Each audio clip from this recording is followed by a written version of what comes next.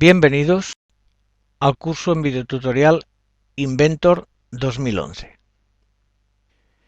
Dependiendo de cómo tengamos la configuración de nuestro programa, al arrancar nos podemos encontrar con esta pantalla, que es la que habíamos visto en el videotutorial anterior, y esta otra ventana aquí en el medio donde nos da opciones para poder empezar a trabajar con proyectos.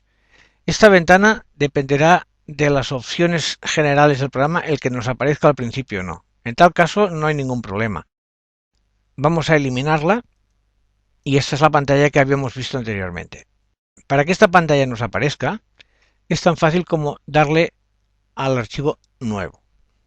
Al darle nuevo nos aparecerá la ventana esa que hemos visto y observaremos que arriba hay una serie de pestañas. Correspondiente con cada una de las pestañas veremos que hay diferentes opciones de archivo. Tal como habíamos visto anteriormente, Inventor permite trabajar en diferentes sistemas de trabajo. Por ejemplo, podríamos trabajar con un conjunto soldado, con un conjunto explosionado, o bien una pieza en chapa, o bien una pieza normal. Bueno, esto lo veremos más adelante, cada uno de los detalles sin ningún problema, lo veremos en profundidad. Sepamos que esto que tenemos aquí a la vista serían las plantillas. Por defecto el programa me indica esta de aquí, vemos esta pestaña que dice por defecto y me da pues todas estas opciones que ahora comentaremos. A continuación a la derecha aparece una pestaña que dice inglés y aquí estaremos pues con unas plantillas que lógicamente estarán basadas en el sistema de pulgadas, tal como podemos ver aquí. La opción es la del inglés, sería trabajar en pulgadas. Aquí aparece una nueva que es mis plantillas. Esta es una pestaña que he creado yo, que ahora veremos cómo podemos hacer nosotros para crear nuestra propia pestaña y aquí mantener nuestras propias plantillas. A continuación tenemos la pestaña Moldesing. Esta es una pestaña muy específica porque tiene que ver con el diseño de piezas de molde. Y al final tenemos métrico. Y bueno, cuando las opciones que me ofrece la pantalla es mayor que el tamaño de la misma, podemos observar que aquí a la derecha tenemos la barra ascendente-descendente donde podemos irnos desplazando para ver todas las plantillas de las que disponemos. Bien, vamos a irnos de momento a la pestaña por defecto. Y bueno, aquí tenemos las funciones básicas más importantes de Inventor. Ahora bien, antes de empezar a trabajar con lo que sería la creación de piezas, tenemos que profundizar un poco en el tema de lo que llamaremos los proyectos, lo que llama Inventor proyectos.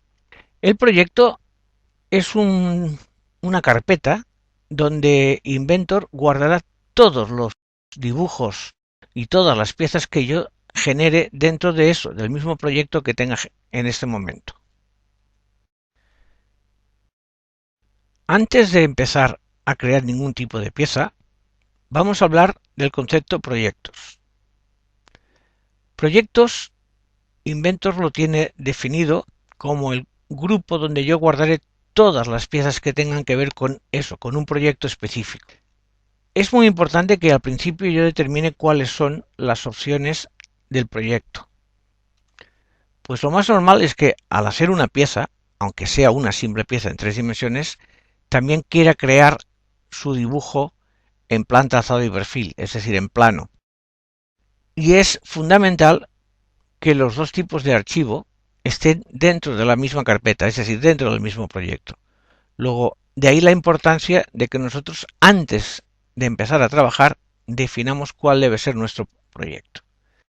Para poder crear un proyecto o bien dirigirnos a uno de los ya creados, le daremos al botón que vemos a la derecha de archivo de proyecto, proyectos, y entonces observaremos que se desplegará una ventana donde en la parte superior tengo los diferentes proyectos que tengo creados en mi ordenador. Y vemos que hay una marca indicando cuál es el proyecto que tengo ahora activo. Y abajo observaremos que hay otra ventana donde corresponden a cada una de las características del proyecto en el que yo estoy trabajando, que ahora los comentaremos.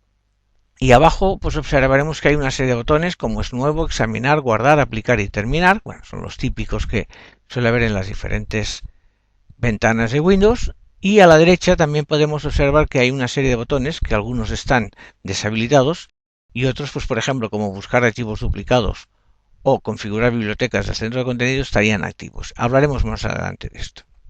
De entrada, nosotros lo primero que vamos a hacer es vamos a crear un proyecto nuevo. Por lo tanto, vamos a darle al botón nuevo y lo primero que hace Inventor es preguntarme ¿qué tipo de proyecto desea crear? ¿Un nuevo proyecto de almacén o un nuevo proyecto para un único usuario? Bueno, en sí mismo ya está especificado. Si yo estoy trabajando en equipo, es decir, si nosotros estamos en una empresa y cada sección está creando un grupo de piezas, lo más normal, lo más correcto es trabajar en un proyecto de almacén donde podamos todos incidir con la información tanto que creamos como la que podemos necesitar. Pero si lo que estamos haciendo es trabajar en un proyecto único, es decir, para un solo usuario, que suele ser lo más habitual, pues lo que haremos es marcaremos esta opción y le daremos a siguiente. Bien, y a continuación, pues lo primero que me va a indicar es qué nombre quiero yo darle a mi proyecto. Vamos a llamarlo, en este caso, esto va a ser un proyecto de prueba, es el nombre que le vamos a dar. Observamos que la carpeta de proyectos automáticamente me ha estado creando esta opción. En usuarios, en este caso Pacoasus Documents, Inventor, proyectos de prueba. Pero no obstante yo puedo escoger cualquier carpeta de mi disco duro. Por lo tanto, le daremos al botón que tenemos a la derecha, se abre la ventana típica de Windows para buscar las diferentes opciones, nos dirigiremos a equipo, en este caso vamos a coger el disco duro D y aquí en D vamos a crear nuestra nueva carpeta que le vamos a llamar igual proyecto de prueba. Muy bien, la marcamos, ya está creada, aceptamos. Vemos que ahora todo nuestro trabajo se guardará en el disco D en una carpeta llamada proyecto de prueba. Y aquí el archivo de proyecto a crear, proyecto de prueba, y este es el nombre de nuestro proyecto. Nosotros dentro de esta carpeta podríamos tener más de un proyecto. Como no hay más opciones, podríamos ir siguiendo o terminar. Si le damos a siguiente, me va a dar una serie de opciones como es seleccionar bibliotecas, todos los proyectos. Bueno, esto lo veremos un poco más adelante.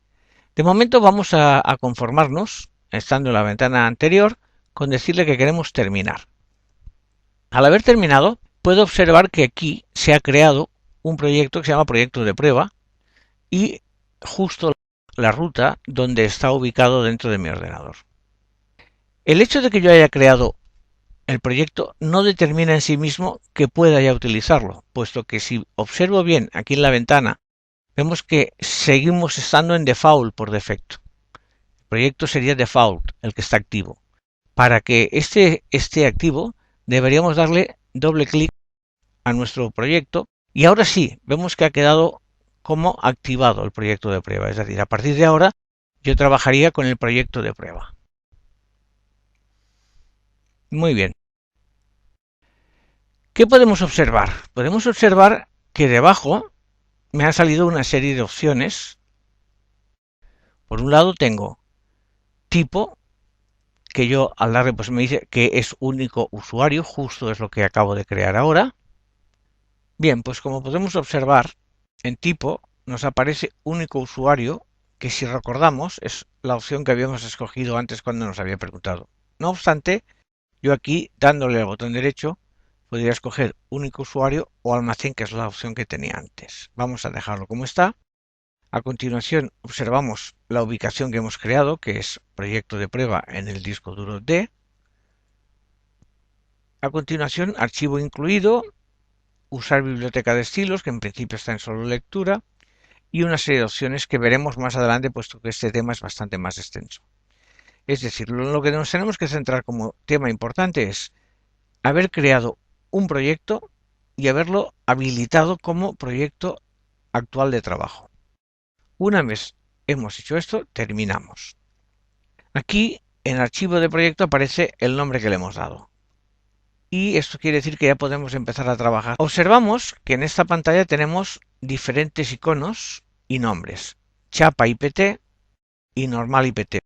Fijémonos bien que el icono es el mismo, pero el nombre cambia. Aunque está utilizando el mismo icono, en realidad son entornos de trabajo diferentes. Tal como dice el nombre, chapa trabajaría en ficheros específicos de chapa, es decir, piezas que sean exclusivamente de chapa, y normal, aquí podemos crear cualquier tipo de dibujo normal en 3 dimensiones que nosotros queramos. Observaremos también la posibilidad de trabajar en un conjunto soldado, que tal como dice el nombre, aquí lo que podremos unir es varias piezas. Si nos fijamos en el icono, genera varias piezas, varios cubos, quiere decir que estamos uniendo diferentes piezas, eso es lo que quiere decir conjunto, pero en este caso soldado, es decir, que tendría soldadura. Si seguimos hacia la derecha encontramos normal DWG. Esto quiere decir que podremos trabajar con archivos de dibujo y como la extensión DWG es la típica de AutoCAD, quiere decir que aquí podré trabajar los dibujos generados en AutoCAD, en diferentes versiones de AutoCAD. Hacia la derecha encontramos este icono que también representa a 3 piezas, en este caso una encima de la otra, una al lado y la otra encima, y normal IAM. Observemos que el icono es el mismo que el conjunto soldado, pero el nombre es normal. Esto quiere decir que aquí lo que haremos es la creación de conjuntos, es decir, aquí vamos a coger diferentes piezas que hayamos creado y las uniremos en un conjunto que es el que nosotros queramos construir. Siguiendo hacia abajo y a la izquierda encontramos normal IDW. Aquí el icono sí que cambia y esto es para crear dibujos en plano, es decir, en planta, alzado y perfil. Hacia la derecha encontraremos normal IPN, que es este icono que vemos aquí, y esto es para trabajar con conjuntos que estén explosionados, es decir, habremos hecho conjuntos y aquí por medio de este entorno de trabajo lo que podremos hacer es explosionarlos.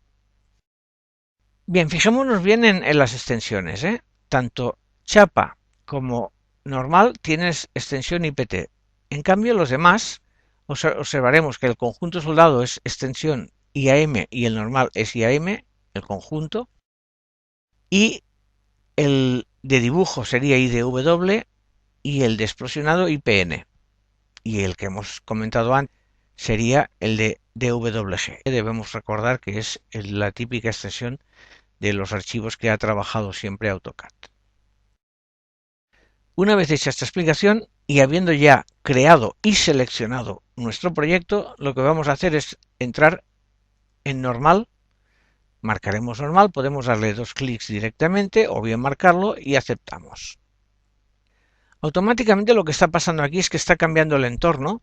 Observemos que la pantalla ha cambiado y nuestro entorno también. Es decir, sin que yo le haya dicho nada, el programa me ha entrado automáticamente en el modo boceto. Esto tiene un sentido muy lógico, puesto que sin un boceto yo no podré crear nunca una pieza. Vamos entonces a analizar qué es un boceto. Un boceto será un conjunto de líneas que definan el perfil de la pieza que yo quiera extrusionar, es decir, tridimensionar.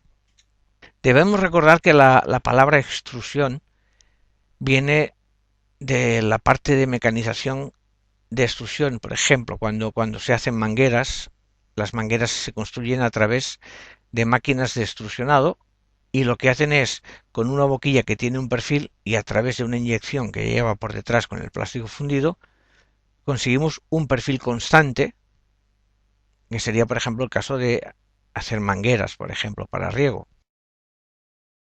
Un ejemplo mucho más sencillo y vulgar para que todos lo entendamos sería la típica máquina que se utiliza para la elaboración de los churros.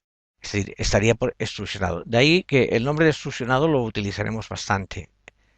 Y el nombre de boceto, pues muchísimo más. Recordemos, para que una extrusión tenga un sentido, tenemos que haber creado un boceto. Y ese boceto entenderemos que al principio siempre debe estar cerrado. Vamos a hacer una prueba muy rápida y muy sencilla y enseguida volveremos otra vez a esto. Pero recordemos, el programa sin que yo le haya dicho nada ha entrado automáticamente en el modo de creación de boceto. Lo podemos observar aquí, que tenemos la pestaña de boceto marcada en un verde que claro para que se defina del resto de las que tenemos aquí puestas y además toda la cinta de opciones se nos ha adaptado, en este caso, a todas las posibilidades que yo puedo tener con el trabajo de boceto. Vamos a hacer esta prueba que hemos dicho. Cogeremos simplemente, vamos a ver un rectángulo, no nos vamos a preocupar ahora de nada más. Vamos a terminar. Observamos que el programa ha salido de la opción boceto. Fijémonos cómo ha cambiado la cinta de opciones y se ha adaptado al modo en el que estamos ahora trabajando. Y otra cosa interesante que yo tengo que haber observado es que el plano de trabajo en el que yo estaba colocado automáticamente se me ha puesto en un modo de estilo isométrico, para que yo a la hora de extrusionar esto pueda observar con claridad si realmente mi pieza está creciendo en un sentido o está creciendo en otro. Vamos a hacer una extrusión rápida para que lo entendamos. Vemos que me está enseñando ahora mismo, me está enseñando lo que me está proponiendo. Voy a aceptarlo de momento. Y fijémonos como a partir del rectángulo que nosotros habíamos creado aquí abajo, lo que ha hecho es extrusionar, es decir, ha dimensionado hacia arriba la pieza, creando una pieza en 3 dimensiones, en este caso muy sencilla, que sería un paralelepípedo. Esto solo ha sido para que podamos entender cuál era el sentido de un boceto y cuál era el sentido de un extrusionado. Vamos a volver hacia atrás. Lo que voy a hacer ahora simplemente es utilizar la combinación de teclas Control Z una y otra vez para volver a donde estaba en el modo boceto y otra más para eliminar el rectángulo. Muy bien.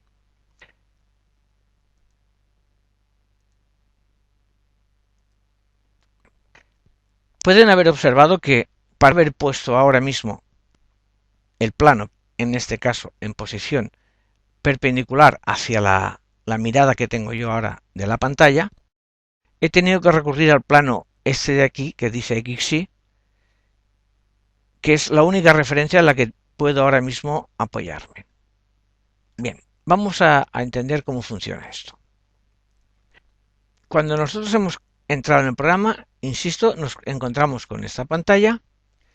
Esta pantalla que tenemos aquí nos da todas las opciones de boceto que podemos hacer actualmente, pero además de esto, en el navegador, que habíamos hablado de él en el capítulo anterior, me aparecen diferentes iconos, creado lo que él determina como pieza 8. Bueno, pieza 8 la ha puesto automáticamente por el hecho de que, por las diferentes pruebas que yo he ido haciendo aquí, pues él ha determinado que ahora actualmente es la 8, y si yo saliera y volviera a entrarse, él pondría como pieza 9 y así sucesivamente. Bien, yo este nombre lo puedo cambiar como si fuera una carpeta de Windows y normal. Entonces le vamos a llamar, pues por ejemplo, a este la pieza base, es decir, en donde nos basamos. Simplemente le damos aquí y ya ha quedado marcado como pieza base. Recuerdo que esto ha aparecido automáticamente sin que yo haya hecho nada. Y debajo de esto observo que hay otros 3 iconos. Uno que marca origen, que tiene el icono de una carpeta, es con todo este contenido que ahora vamos a ver. Un poco más hacia abajo tenemos otro icono que marca boceto 1, que es justo el que estamos creando para esta pieza. Todavía no se ha creado, estamos trabajando en él. Y por último me aparece un icono que dice final de pieza, es decir, quiere decir que todo lo construido hasta este momento está hasta aquí. Bien, analicemos ahora lo que me ha aparecido aquí en la carpeta origen. Veremos que tenemos planos YZ, XZ y XY. Tal como estoy viendo ahora la pantalla, el plano XY lo veo claramente, puesto que es el que tengo enfrente de mí, pero si yo me pongo encima de XZ, puedo observar una línea roja en el centro de la pantalla, que en realidad lo que me está mostrando es el plano que estaría perpendicular hacia mí, y si subo hacia arriba y me pongo en YZ, el plano que me está mostrando sería el que va de arriba hacia abajo según mi posición. Para que lo podamos entender un poco más claro esto, voy a pulsar la tecla F6, que lo que hace es poner la pantalla en sistema isométrico. Ahora, si yo me sitúo encima de alguno de estos planos, ahora puedo observar con mucha más claridad cuál es el plano que me está pretendiendo enseñar, que es el plano YZ, lo vemos ahí claramente, el plano XZ y el plano XY, que sería el que está orientado al suelo para que nos entendamos todos, y es sobre el que inicialmente y salvo excepciones trabajaremos habitualmente. De hecho, el programa por defecto está configurado para trabajar en ese plano. Una de las cosas que también tenemos que observar en esta pantalla es que aquí abajo a la izquierda, aquí me aparece un origen de coordenadas donde me está determinando en qué dirección va cada uno de los ejes. Es decir, el verde, en este caso Y, es el que iría en esta posición. Vamos otra vez a marcarlo. El plano, el eje X es el que va en esta dirección, es decir, sería este sentido del X. Y el Z es el que iría desde el suelo hacia arriba, que lógicamente en este plano no se está viendo, puesto que todavía no hemos tridimensionado la pieza. Debajo también observaremos que nos marca unos ejes, sería el eje que va con respecto al X, el eje que va con respecto al Y y el eje que va con respecto al Z. Y además tenemos la opción de centro. Bien, una de las cosas que debemos observar es que todos estos iconos, aunque me los está marcando y en la pantalla me está enseñando diferentes cosas, los iconos están todavía en un tono gris claro. Eso quiere decir que no están activos. No hay ningún plano activo. El único que tendría activo yo ahora es este. Recuerdo que para que la pantalla se vaya puesto recta, he tenido que recurrir a un plano. De hecho, cuando entramos en el programa, él por defecto ya entra en ese plano y me lo va a poner recta. Entonces marco cuál es el plano que yo quiero, hago un clic en él y simplemente me pondré en este botón de aquí que veremos más adelante, que lo que hace es ponerme el plano perpendicular hacia la visión en la que yo estoy ahora. Insisto, los planos, aunque están aquí todavía no estoy trabajando con ellos. Simplemente lo he utilizado de momento como apoyo, pero estos planos no están visibles. Veremos más adelante qué quiere decir que esté visible. Observando la pantalla podemos ver que tenemos dos líneas, una vertical y otra horizontal, que se cruzan en un punto que aquí me está marcando en rojo, que es el punto de origen de coordenadas. ¿De qué coordenadas? Pues de las que hemos visto antes, es decir, X, que lo estamos viendo aquí, que es el que va de izquierda a derecha, horizontal al suelo, y en esta visión que tenemos ahora, Y, que es el que va desde abajo hacia arriba, ascendente. Este sería el eje Y, este sería el eje X. Y el origen de coordenadas sería este punto rojo que estamos marcando simplemente por el hecho de posicionarnos por encima de él, sin haber hecho nada más. Bien, aclarado esto, volveremos más adelante sobre los planos, puesto que son muy importantes, pero recordemos que nosotros cuando empecemos a trabajar, empezaremos básicamente siempre sobre esta pantalla que tenemos a la vista. Por defecto, arrancando una pieza nueva, siempre apareceremos aquí. Bueno, vamos entonces a analizar toda una serie de órdenes que tenemos aquí arriba que me van a servir para dibujar mi boceto. Yo aquí puedo dibujar prácticamente cualquier perfil plano, eso sí, porque estamos trabajando en boceto en 2 dimensiones. En el curso más adelante hablaremos del boceto en 3 dimensiones. Es decir, yo podría dibujar cualquier geometría que me aparezca aquí, pero siempre en 2 dimensiones. Para ello dispongo de las siguientes órdenes. Tengo una que es línea, que por el hecho de seleccionarla puedo observar que el cursor me ha cambiado a una crucecita y un punto amarillo que se va desplazando, siguiéndolo. Y en la versión 2011 puedo ver que además me están siguiendo un rectángulo más abajo que me está indicando X, Y, que me está dando la posición actual del cursor ahora con respecto a este punto. Fijémonos como yo si me sitúo en este punto, X está indicando 0 y Y está indicando 0. Eso quiere decir que estoy en la posición central del eje de coordenadas. En cuanto yo me vaya desplazando, pues en este plano de aquí puedo observar cómo estoy en signo negativo, en X y en Y. En este estoy en negativo en X y en positivo en Y. En este estaré en positivo tanto en X como en Y. Y en este estoy positivo en X y negativo en Y. Bueno, eso, como todos ya debemos conocer, tiene que ver con los cuadrantes, por ejemplo, de una circunferencia. Bien, pues tal como decía, me aparece este punto. Yo este punto lo puedo asociar directamente al único punto de referencia que tengo ahora en la pantalla, que es el eje de coordenadas, que puedo observar que al ponerme encima o cerca de él, aparece un círculo verde. Este círculo verde me está indicando que si yo ahora clico en esta posición, la línea que yo pretendo hacer se va a centrar, va a empezar justo en ese punto. No siempre lo voy a pretender así, por lo tanto, lo que voy a hacer es venirme a cualquier posición. He clicado y por el hecho de clicar, puedo observar que ahora la línea se está desplazando hacia donde yo desplace el ratón, tanto hacia arriba como hacia abajo, a la izquierda o a la derecha. Y además puedo observar que me siguen dos pequeños rectángulos. Uno que está en azul, que me está indicando cuál sería la longitud de la línea que yo estoy ahora mismo creando. Y el segundo, que me marcaría los grados con respecto a un origen polar. Es decir, si me pongo en esta posición de aquí, pues puedo observar que estoy en 90 grados. Conforme voy bajando, estoy en 45 y aquí estaría en 0 grados. Puedo observar además que el hecho de ponerme en esta posición, además del 0 grados, observo que me aparece un pequeño icono encima justo del rectángulo donde marca 0 grados, que este icono lo que está es diciéndome que ahora mismo la línea está totalmente paralela al suelo. Solo por el hecho de desplazarme desaparece.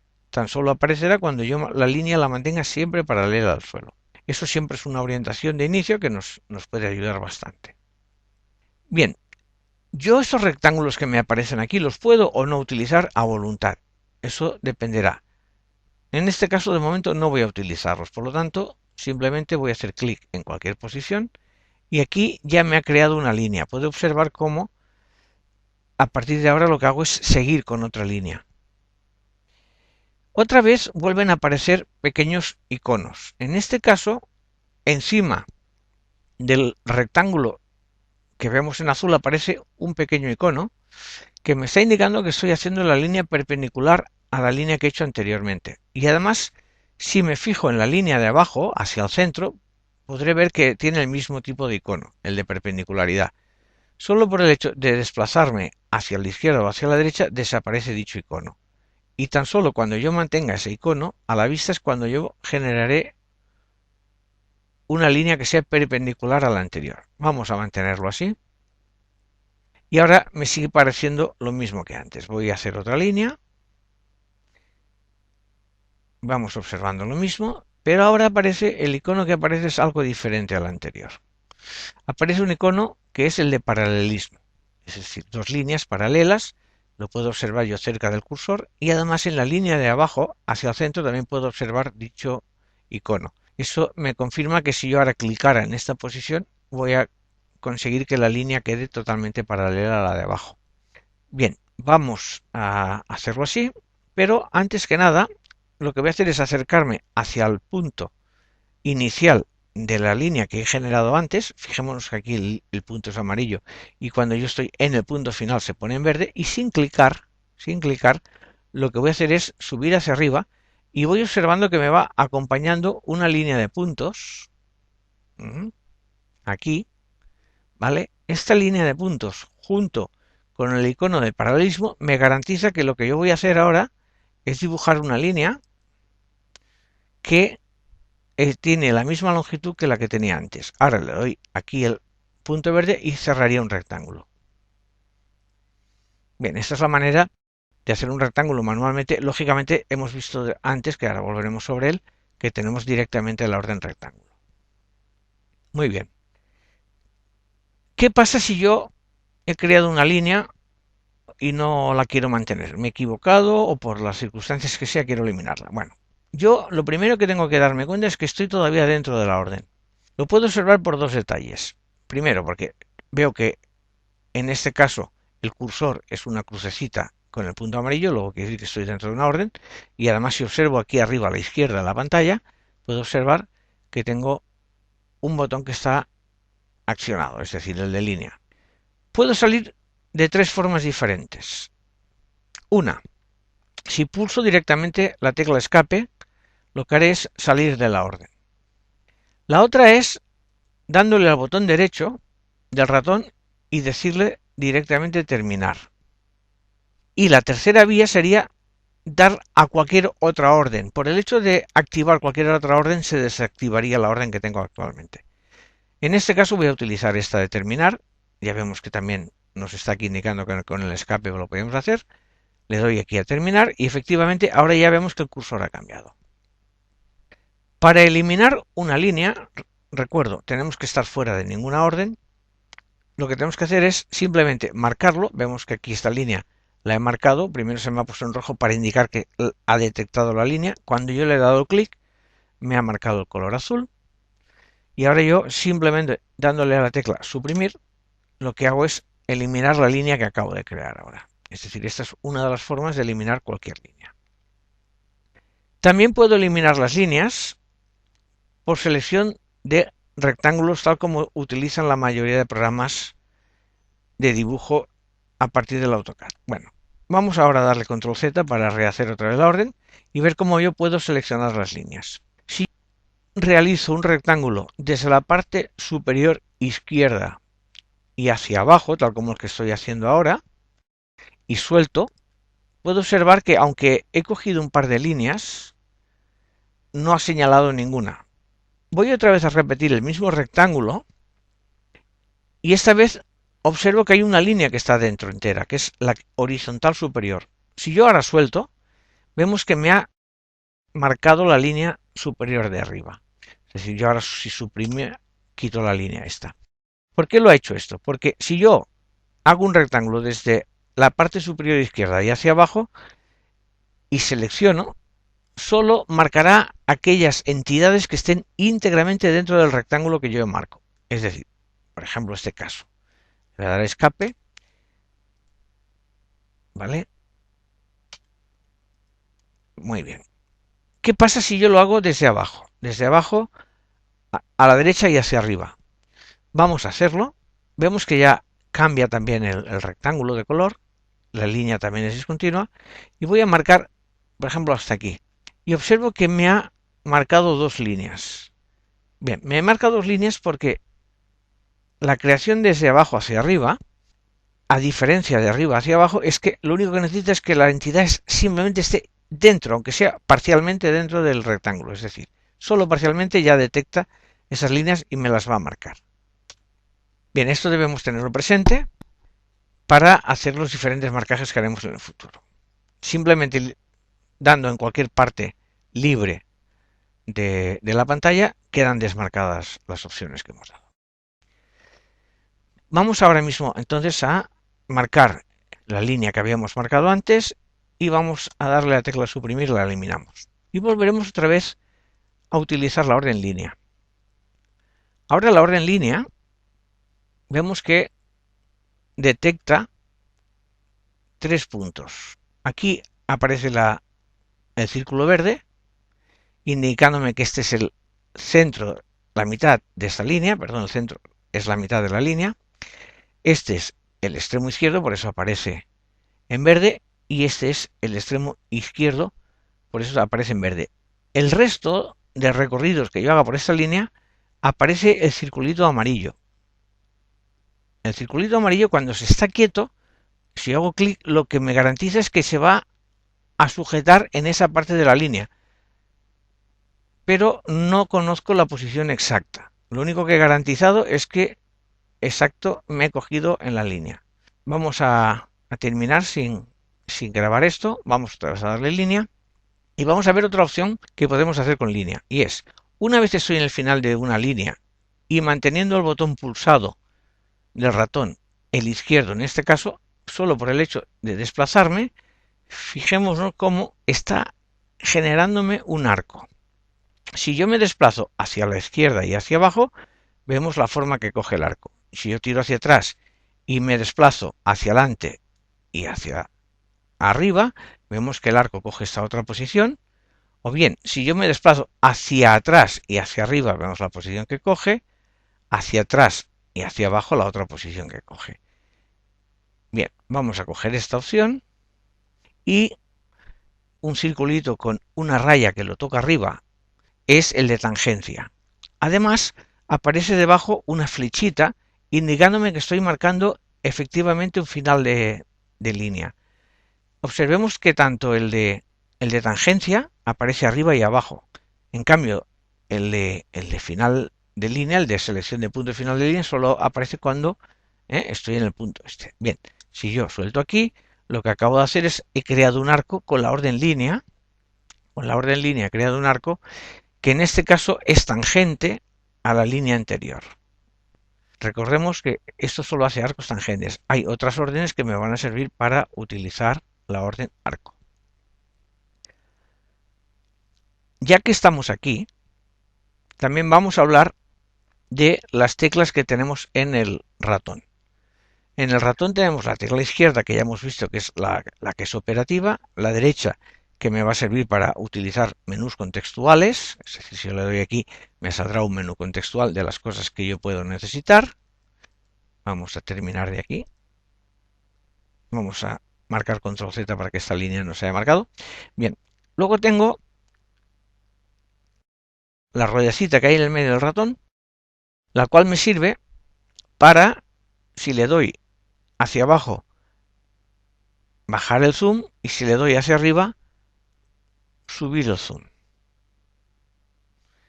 Si lo que hago es mantener pulsada la ruedecita y no la suelto, lo que hago es desplazar el dibujo por la pantalla, es decir, haciendo lo que se llama un pan. Vamos moviéndonos a un lado, hacia otro, hacia arriba, hacia abajo, y al soltar con la rueda podemos hacer grande o pequeño, grande o pequeño. Bien, al margen de estos atajos que son muy válidos, otra de las cosas que tenemos que observar es que aquí tenemos a la derecha toda una serie de conjunto de botones que me van a servir fundamentalmente para esto que acabo de hacer ahora, es decir, para trabajar con lo que es la imagen que yo tengo en la pantalla. Por un lado, aquí aparece una mano que si yo la marco, lo que me sirve, si aprieto el botón izquierdo, es para moverme hacia el lado que yo quiera. Esto es lo mismo que es la misma opción que haber apretado el botón de rueda hacia abajo y haberlo mantenido pulsado. Más abajo encontramos una opción que es la de zoom todo, que esto lo que va a hacer es, tal como está ahora, si yo le doy aquí, me va a hacer que el dibujo que yo tenga ahora actualmente en pantalla me lo va a agrandar lo máximo posible dentro de las líneas que haya dibujadas en este momento. Vamos, por ejemplo, a dibujar una línea en esta posición de aquí. Termino y ahora vamos a hacer la misma. Vamos a decir que me haga un zoom todo. Observemos cómo ahora queda más pequeño porque ha tenido que ajustar también esta línea dentro. Es decir, el zoom todo me enseñará en pantalla todo lo que yo tenga dibujado para que lo pueda ver. El zoom todo tiene una pequeña flechita. Si yo desplazo la flecha me da diferentes opciones.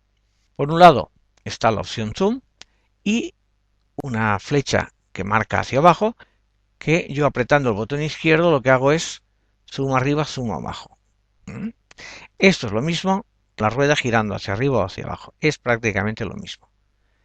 Si yo le doy a ventana, bueno, pues este sí que es diferente. Aquí lo que puedo hacer es un zoom donde yo puedo seleccionar una zona concreta que es la que a mí me puede interesar. Bien, y el zoom todo, que es el que normalmente vamos a tener por defecto. Más abajo observamos que aquí tenemos lo que vamos a llamar la órbita libre, básicamente órbita, y tiene diferentes opciones, una órbita restringida y la órbita normal. La órbita restringida aparece, ya la veremos un poco más hacia adelante, para ver cara recta. Es decir, lo que va a hacer esto es, siempre que le demos a una cara o a una arista, lo que va a hacer es ponerme siempre perpendicular hacia mí la cara a la que le está dando o de la que forme parte de la arista en la que estoy tocando en este momento. Esto luego insistiremos sobre él. Eso tiene mucho más sentido, sobre todo cuando estemos trabajando en 3 dimensiones. Por eso, en principio, vamos a dejarlo tal como está esto, así, y luego ya hablaremos aquí arriba de esto que aparece aquí, que es como una especie de dado. Bueno, podemos entender que dándole esta flecha lo que hacemos es girar en ese sentido, pero siempre de forma perpendicular a nosotros. Aquí giraremos en sentido contrario, y cuando estemos trabajando en 3 dimensiones veremos qué otro sentido tienen estas otras flechas. Vamos a hacer un zoom todo. Vamos a eliminar la línea esta que tenemos aquí, la hemos marcado, la hemos eliminado, y ahora cuando haremos un zoom todo observaremos que la pantalla pues me coge todo el dibujo que ha quedado, y con la rueda pues yo puedo jugar. Bien, pues hasta aquí esta primera parte de introducción al trabajo con boceto.